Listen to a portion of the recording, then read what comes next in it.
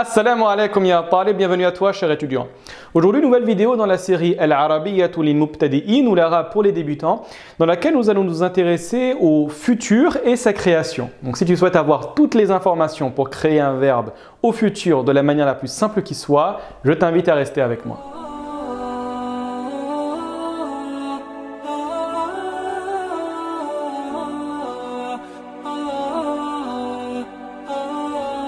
Commençons sans plus tarder avec la manière de créer le futur en langue arabe. Donc, en langue arabe, le futur se forme à partir du mudari'. Pour rappeler rapidement, en langue arabe, nous avons trois modes de conjugaison. Vous avez le mardi pour le passé, le mudari' pour le présent généralement, et enfin le amr pour l'impératif. Donc pour créer convenablement le futur, il suffit simplement de se baser sur le mudari'. Ensuite, il suffit d'ajouter l'une des particules du futur avant le verbe. Ces dernières n'ont aucun impact grammatical sur le verbe. Qu'est-ce que cela signifie? Pour créer le futur ou le mustaqbal en langue arabe, vous devez vous baser sur le mudari' et en amont du mudari' y introduire l'une des particules du futur que nous allons étudier. Également, ces particules du futur ne vont avoir aucun impact grammatical. Qu'est-ce que cela signifie? Cela signifie que le verbe, s'il est au marfou', restera au marfou' sans aucune modification à apporter sur la haraka de la fin. Allah yibarak fikum. Très bien.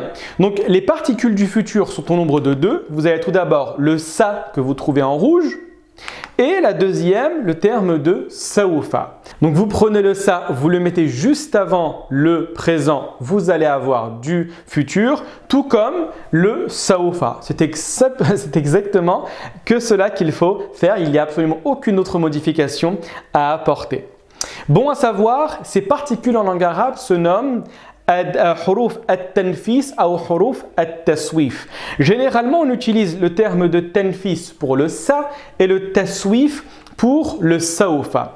Naffasa yunaffisu en langue arabe signifie le fait de se le fait de se donner beaucoup plus d'espace. Pourquoi? Parce que dès lors que vous utilisez le pluriel, le futur en langue arabe, cela signifie que vous procrastinez, d'accord? Vous repoussez à plus tard une action que vous devez réaliser, donc vous avez le temps de souffler.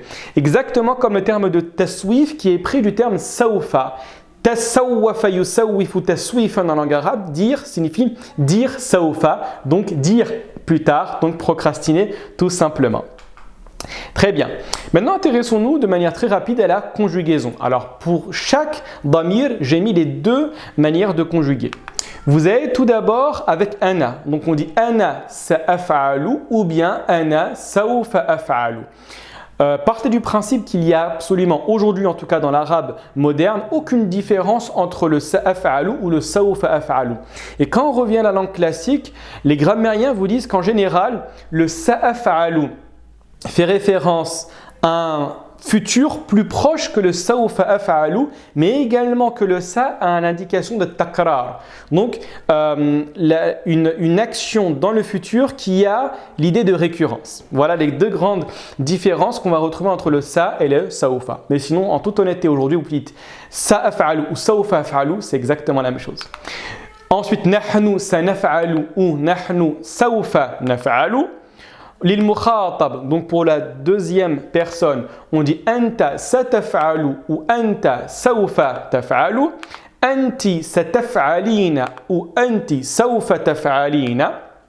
Pour le muthanna, antuma sataf'alani ou antuma sawfa taf'alani, antum sataf'aluna ou antum sawfa taf'aluna. Pour le mu'annath, le jama', antunna sataf'alna ou antunna sawfa taf'alna. On passe maintenant au ra'ib, donc à la troisième personne en français. Huwa sayaf'alu ou huwa sawfa yaf'alu. Hiya sataf'alu ou hiya sawfa taf'alu. Huma lil mudhakkar, huma sayaf'alani ou huma sawfa yaf'alani.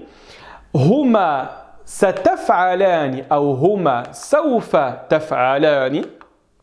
Pour le jam' au mudhakkar, hum sayaf'aluna ou hum sawfa yaf'alun.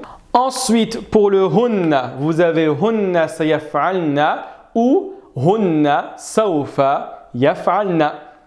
Voilà, فقد وصلنا إلى نهاية الدرس. بارك الله فيكم لحضوركم. N'oubliez surtout pas que l'ensemble des cours sont téléchargeables directement dans la description. Wassalamu alaikum wa rahmatullahi wa barakatuh.